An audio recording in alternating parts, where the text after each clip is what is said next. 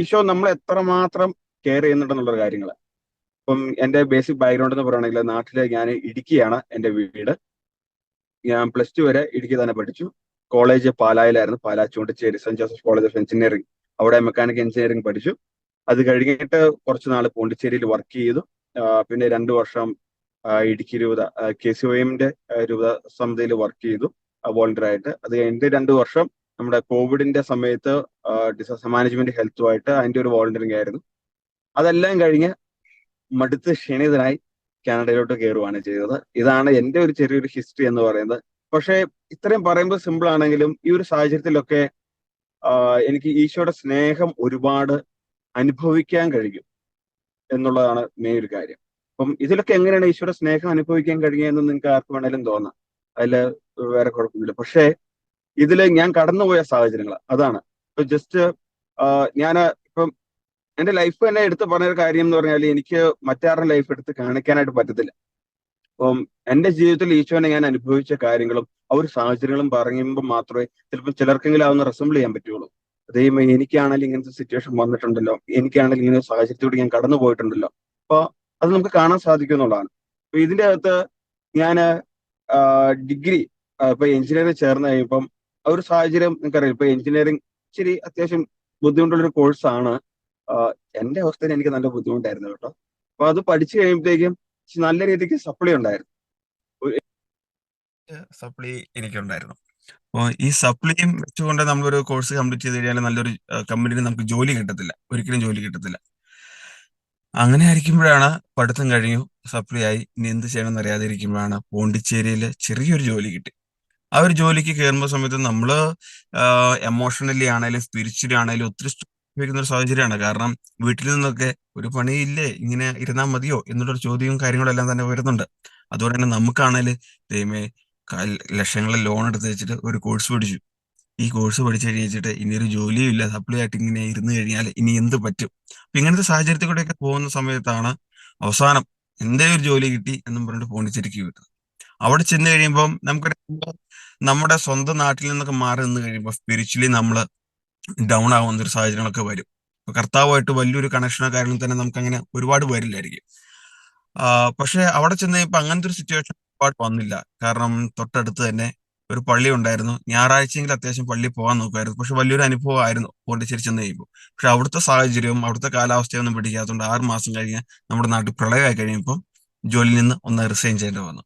ജോലിയിൽ നിന്ന് റിസൈൻ ചെയ്ത് പിന്നെ നാട്ടിൽ ജീസസ് യൂത്തിന്റെ ആ സമയത്ത് കുറെ കളമശ്ശേരിയില് ജീസസ് നല്ല അയൽക്കാരൻ എന്ന് പറയുന്ന ഒരു സ്കീം ഉണ്ടായിരുന്നു. അപ്പോൾ ആ ഗ്രൂപ്പിന്റെ 1 മാസത്തോളം അവരുടെ കൂടെ വോളണ്ടിയർ ചെയ്യാൻ പറ്റി. പിന്നെ ഇടുക്കിയിൽ വന്ന് വോളണ്ടിയർ ചെയ്യാൻ പറ്റി. അതൊക്കെ ശരിക്കും പറഞ്ഞാല് കർത്താവിനെ കൂടുതൽ അറിയാനും നമ്മുടെ ജീസസ് ഫാമിലിയിൽ ഉള്ള ആളുകളൊക്കെ ആയിട്ട് ഒരു അടുക്കുവാനൊക്കെ സാധിച്ച ഒരു സമയമായിരുന്നു. അവിടുന്ന് പിന്നെ എന്റെ കോളേജിലാണെങ്കിലും ജീസസ് യൂത്തിന്റെ ഒരു ഗ്യാതറിംഗ് കാര്യങ്ങളൊക്കെ ഉണ്ടായിരുന്നു. അപ്പൊ അതിലാണെങ്കിലും കുറെ ഇൻവോൾവ് ചെയ്യാൻ സാധിച്ചു, ഒരുപാട് ആൾക്കാരോട് കണക്ട് ചെയ്യാനൊക്കെ സാധിച്ചു. അത് കഴിഞ്ഞ് ഇടുക്കിയിൽ വന്നതിന് ശേഷം എന്ത് ചെയ്യണമെന്ന് അറിയാതെ ഇരിക്കുമ്പോഴാണ് രൂപതാ തലത്തിൽ കർത്താവിന് വേണ്ടി ശുശ്രൂഷ ചെയ്യാനായിട്ട് ഒരു അവസരം കിട്ടുന്നത്. അതിന് മുമ്പ് ആഗ്രഹമായിരുന്നു ഫുൾ ടൈമർഷിപ്പിന് പോകണം എന്നുള്ളത്. പക്ഷേ ഇത്രയും ഫുൾ ടൈമർഷിപ്പിന് സപ്ലൈ ചെയ്താനുള്ള സാഹചര്യം കാര്യങ്ങളൊന്നും ഇല്ലാത്തതുകൊണ്ട് അന്ന് പോകാൻ പറ്റിയില്ല. പക്ഷെ കർത്താവായിട്ട് അതിനൊരു അവസരം ഒരുക്കി തന്നു. രൂപതലത്തില് 2 വർഷം പ്രവർത്തിക്കാനുള്ള ഒരു സാഹചര്യം ഒരുക്കി തന്നു. അപ്പൊ അതിൽ 1 വർഷം ഫുള്ളി കമ്മിറ്റഡ് ആയിട്ട് കർത്താവിന് വേണ്ടി സമർപ്പിക്കാൻ സാധിച്ചു. അപ്പൊ ഈ സമയത്ത് ഞാൻ ഭയങ്കര സന്തോഷത്തോടെ പോകുന്നതെന്നൊന്നും ഞാൻ പറയത്തില്ല.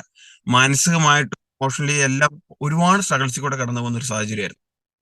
ഈ സമയത്ത് ആ പാട്ട് കൂടെ strong ആയിട്ട് എന്ന് പറയാനായിട്ടെന്ന് പറയില്ല, ആരൊക്കെയോ എനിക്ക് വേണ്ടി പ്രാർത്ഥിക്കാൻ എവിടേക്കോ ഉണ്ട് എന്നൊരു തോന്നല്.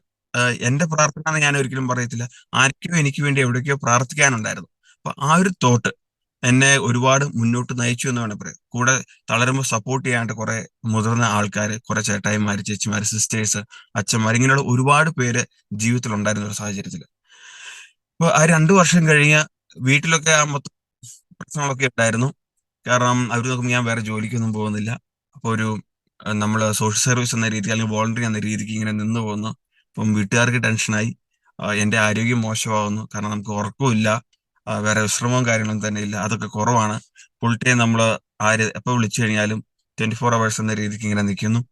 അങ്ങനെ ഒരു സാഹചര്യമൊക്കെ വന്നു കഴിയുമ്പോൾ ഭയങ്കര പ്രഷറായി. അപ്പോഴും കർത്താവുമായിട്ട് സ്ഥിരം വഴക്കാണ്.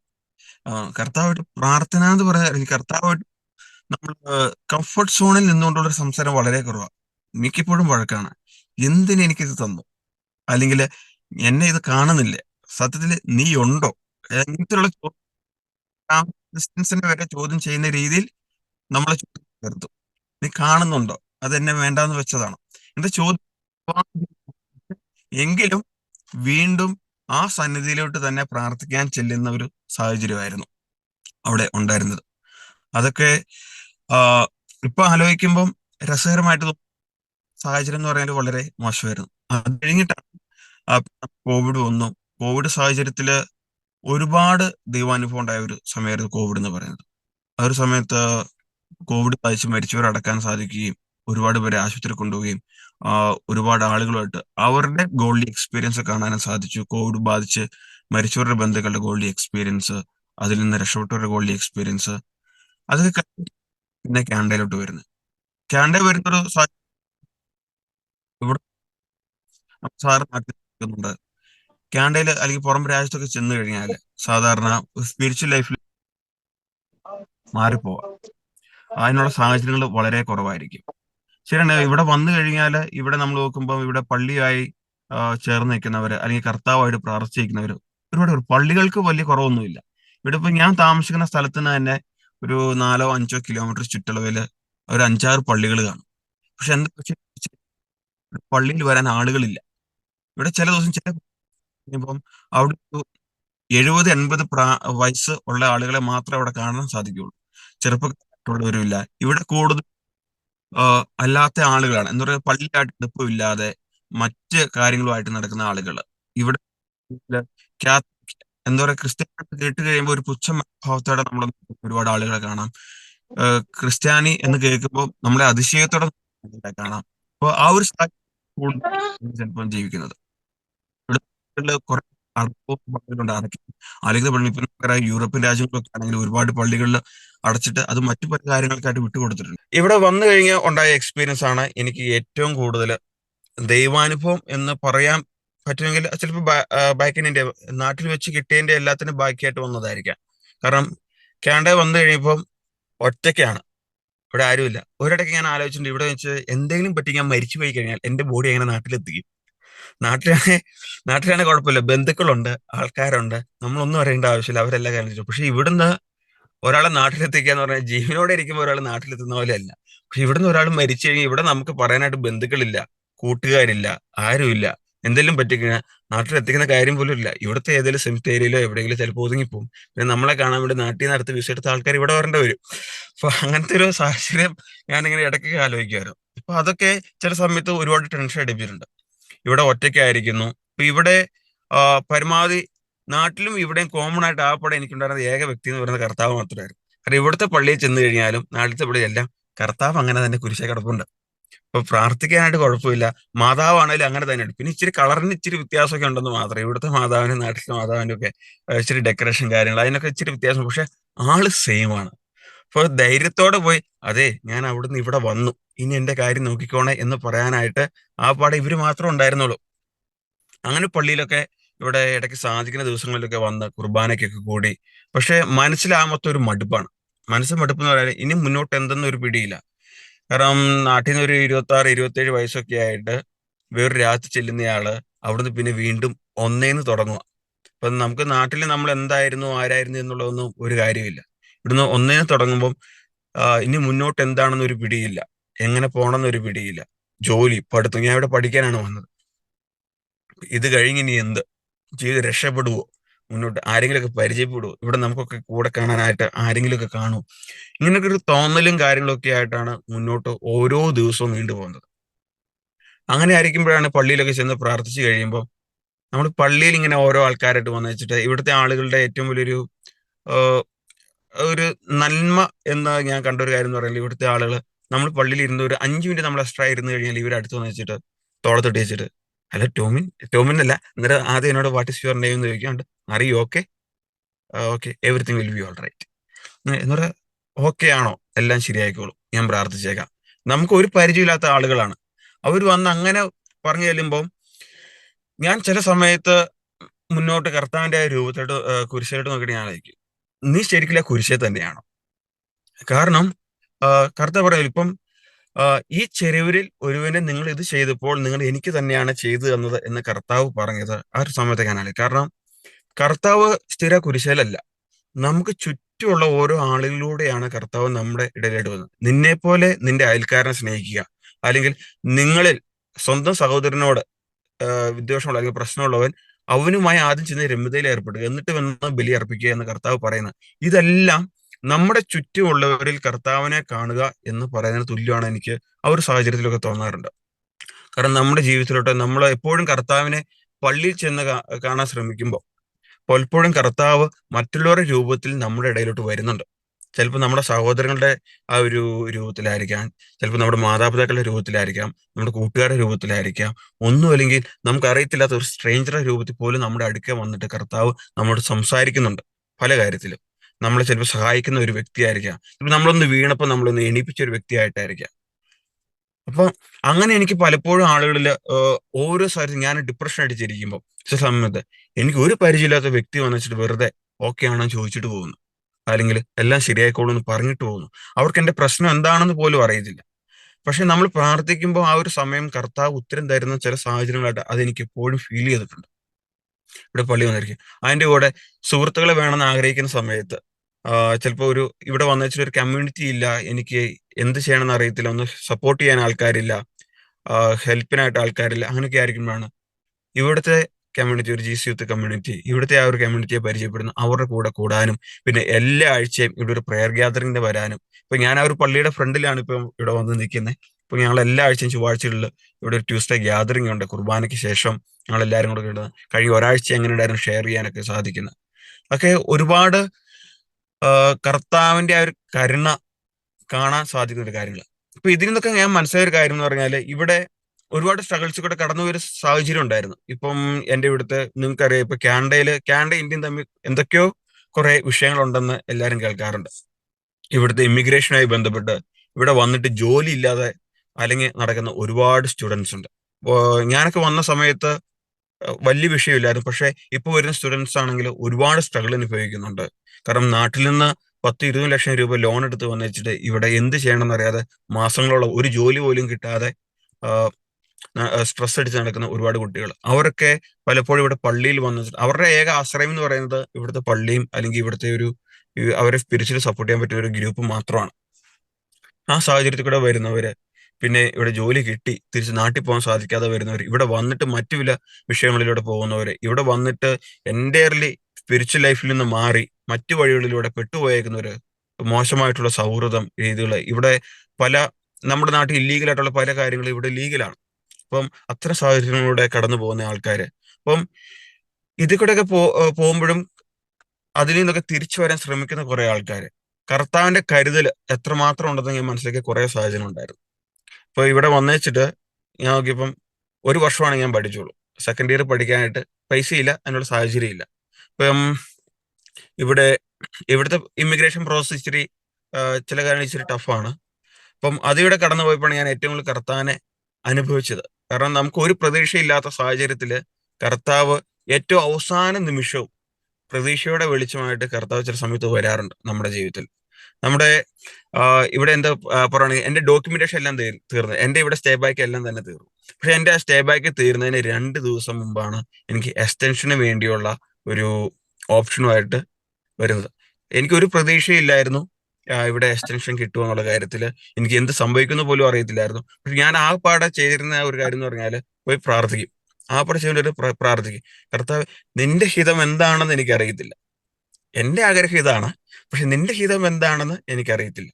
പക്ഷെ നിന്റെ ഹിതം എന്ത് തന്നെ ആയാലും അത് അക്സെപ്റ്റ് ചെയ്യാനുള്ള ഒരു മനസ്സ് എനിക്ക് തരണം. അത്രേ ഞാൻ പ്രാർത്ഥിച്ചിട്ടുള്ളൂ. പ്രാർത്ഥിച്ചു കഴിഞ്ഞാൽ പിന്നെ ടെൻഷൻ അടിക്കാറില്ല. ഇടയ്ക്ക് ടെൻഷൻ വരാറുണ്ട്, ഒരു മനുഷ്യനായതുകൊണ്ട് ഇടയ്ക്ക് ടെൻഷൻ വരാറുണ്ട്. പക്ഷെ പ്രാർത്ഥിച്ചു കഴിഞ്ഞാൽ പിന്നെ ടെൻഷൻ അടിക്കാറില്ല. പിന്നെ ഒരുപാട് പേരോട് പ്രയർ റിക്വസ്റ്റ് പറയും.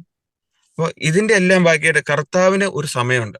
ആ പദ്ധതിക്ക് അനുസരിച്ച് കർത്താവ് കാര്യങ്ങൾ ചെയ്യും എന്ന് മനസ്സിലാക്കിയ സമയങ്ങൾ അതായിരുന്നു. ഇപ്പം പറയുന്നില്ലേ, നമ്മൾ പറയാ ജെറേമിയ 29:19 പറയുന്ന പോലെ എനിക്ക് നിന്നെ പറ്റി ഒരു പദ്ധതിയുണ്ട്, ആ പദ്ധതി നിന്റെ നാശത്തിനല്ല, നിന്റെ ക്ഷേമത്തിനുള്ള പദ്ധതിയാണെന്ന് പറയുന്ന പോലെ എൻ്റെ ലൈഫിൽ ഇവിടെ എന്നെ ഏറ്റവും കൂടുതൽ മോട്ടിവേറ്റ് ചെയ്തിട്ടുള്ള ഒരു ബൈബിൾ കോട്ട് അതാണ്. എന്നൊരു ബൈബിൾ കോട്ട് എന്ന് പറയാക്കുള്ളൂ, കർത്താവ് പറഞ്ഞ വാക്ക് അതാണ്. എനിക്ക് നിന്നെ പറ്റി ഒരു പദ്ധതിയുണ്ട്, നിന്റെ നാശത്തിനല്ല നിന്റെ ക്ഷേമത്തിനുള്ള ഒരു പദ്ധതി. ഇവിടെ ഏറ്റവും കൂടുതൽ എന്നെയും എൻ്റെ സുഹൃത്തുക്കളെയും ഒക്കെ മോട്ടിവേറ്റ് ചെയ്തിട്ടുള്ള ചില കാര്യങ്ങളും അത് തന്നെയാണെന്ന് ഞാൻ വിശ്വസിക്കുന്നു. ഇപ്പം ഇതിൻ്റെ അകത്ത് നമ്മളെല്ലാവരും തന്നെ പല സാഹചര്യത്തിലൂടെ പോകുന്നവരാണ്. ഇപ്പൊ എനിക്കറിയത്തില്ല നിങ്ങളിലുള്ള നിങ്ങളുടെ സാഹചര്യം എന്തൊക്കെയാണ്. ചിലപ്പം ജോലിയിൽ ബുദ്ധിമുട്ടുന്നവരായിരിക്കാം, ചിലപ്പോൾ സ്വന്തം ലൈഫിൽ പേഴ്സണൽ ലൈഫിൽ കുടുംബത്തിൽ ബുദ്ധിമുട്ട് അനുഭവിക്കുന്നവരായിരിക്കാം, ചിലപ്പം സൗഹൃദങ്ങളിൽ ബുദ്ധിമുട്ട് അനുഭവിക്കുന്നവരായിരിക്കാം, ചിലപ്പം രോഗാവസ്ഥയിലൂടെ കടന്നു പോകുന്നവരായിരിക്കാം. ഏത് അവസ്ഥയിലൂടെ പോകുന്നവരാണെങ്കിലും ഇവിടെ നമ്മൾ മെയിൻലി ശ്രദ്ധിക്കേണ്ട ഒരു കാര്യം ഒന്നും ഞാൻ പറയില്ല, കർത്താവ് നമ്മുടെ ബലഹീനതയിൽ ഒന്നും ഒത്തിരി നോക്കുന്നില്ല. നമ്മള് നല്ലത് ചെയ്യണം എന്ന് കർത്താവ് പറയുന്നില്ല.